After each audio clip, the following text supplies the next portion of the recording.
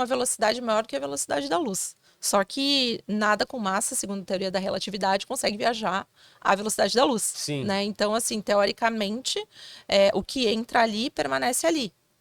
Ele não Que consegue sair. Tá. Então, o corpo humano jamais conseguiria sobreviver dentro de um buraco humano. Do buraco negro. Desculpa. E tem essa questão, voltando à questão do corpo humano, É. as reações e etc. Qual é o preparo que um astronauta precisa fazer para ir, assim, a gente vê muita coisa em filme, Sim, né? sim. E tem muito mito, tem muita coisa que é só para funcionar bem ali num filme de ação ou drama, etc. Mas o que de fato um astronauta tem requisitos, porque tem que ser um atleta? Não necessariamente, ou tem que ser assim assado? O que você precisa de preparo para um astronauta? Bom, ótima pergunta também. Os astronautas, eles passam por um treinamento bem rigoroso, tá? Isso vai depender também de cada agência espacial.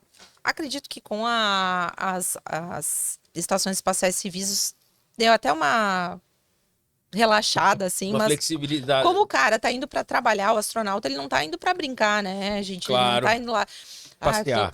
Ele tá indo para trabalhar. Então, assim, e ele enfrenta 19 pores do sol e nasceres do sol, né? Então, você pensa, isso é algo que impacta muito na Como saúde. assim ele enfrenta? Porque a ISS, por exemplo, a Estação Espacial, e a Estação Chinesa também, que ninguém fala dela, mas ela é maravilhosa, ela orbita a Terra por diversas vezes. Então, eles experimentam o pôr e o nascer do sol. Pôr e o nascer do sol. Como? Mas em quanto tempo? Não entendi.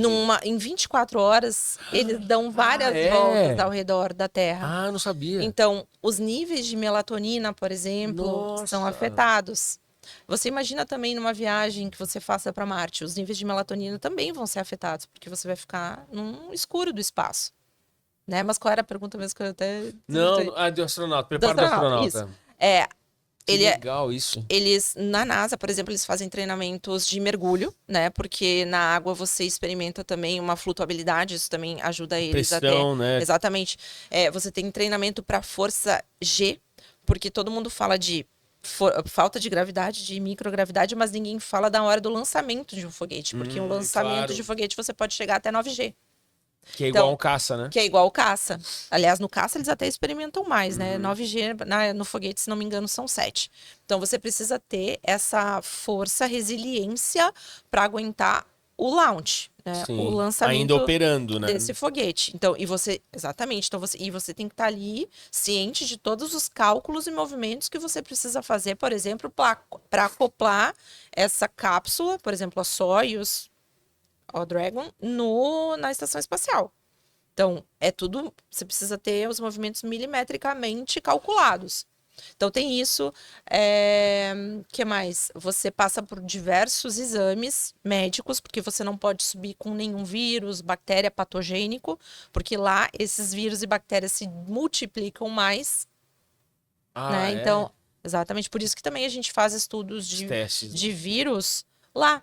Porque os vírus se entendem como se estivessem em placas, né? Quando você vai estudar os vírus em placas, eles entendem como se estivessem dentro do corpo. Porque eles estão flutuando, né? Tudo no nosso corpo está meio que flutuando, simulando, né? Uma falta de um vetor gravitacional. Aí quando você leva para lá, eles entendem que estão no corpo e crescem mais. O Tamiflu, que é um antiviral aí que a gente usa para gripe, a maioria dos estudos deles foi feitos ainda na época dos ônibus espaciais. Nossa. As vacinas de gripe que a gente tem são feitas com os estudos que a gente faz na estação espacial.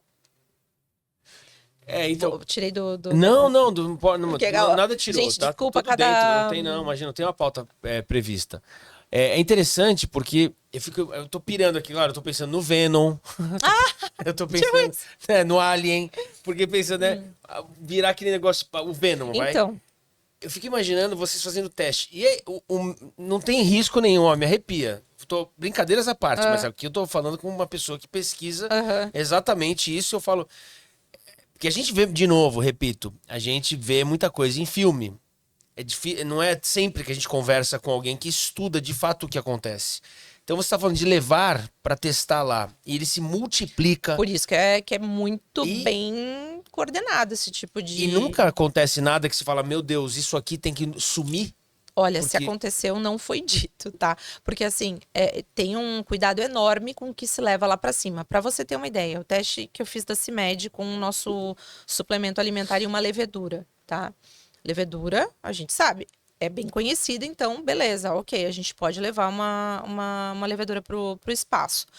E o multivitamínico que a gente nunca testou, eu tive que enviar muita papelada, muita, mas muita, tipo de tudo que eu usei para fazer aquele suplemento. Então, assim, não é fácil você receber um ok do que pode subir, tá? Então, certo. assim,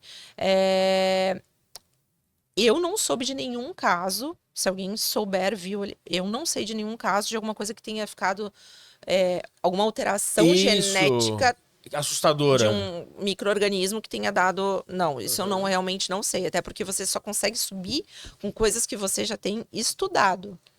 Sim, mas justamente a ideia é que descubra-se coisas novas. Por exemplo, a gente enviou o vírus do Covid em 2021, a CIMED Ah, e enviou, aí? patrocinou o envio para cristalizar esse vírus e não conseguimos, não rolou, porque às vezes acontece de não cristalizar, e isso acontece em terra também, então estava dentro do esperado, porque a gente pode ter o sim e o não, né? Nesse caso, a gente não conseguiu cristalizar, mas não aconteceu nada demais, né? Foi o vírus do Covid e voltou, mas sem nenhuma alteração. Certo. Penso porque toda essa ideia de ir morar, vir viver no espaço, tudo que você coloca é quase como dizer, não, gente, não vai dar. Uhum. E por que ainda a gente vive essa intenção? Cara, eu vou te falar isso por algo meio pessoal do que eu Tá, leio, do que eu vejo. certo. Até o Stephen Hawking falou uns anos atrás que ele disse que, se não me engano, foi ali por 90, 2000, que ele disse que daqui 100 anos a gente já tinha que estar fora daqui, ou pensando em sair daqui. Uhum. Por questões de possíveis pandemias ou poluição, superpopulação. E eu acho que as pessoas elas entram nessa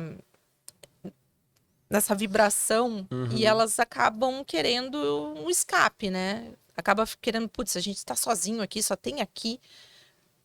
É aquela coisa da teoria do homem da caverna, né? É meio que Platão, né? Você não sabe o que tem lá fora até que alguém te mostre alguma coisa. Opa, E aí você começa a querer. começa a É, querer. Então, assim, eu acho que as coisas elas estão evoluindo nesses últimos anos, em termos de humanidade, para você entender o que tem lá fora. A gente não sabe 1% do que tem. Mas essa questão de querer sair daqui é justamente por você não se sentir confinado, eu acho, a um lugar que potencialmente pode vir a dar algum BO futuramente. Eu vejo, essa é a minha sim, concepção, não sei se entendi. é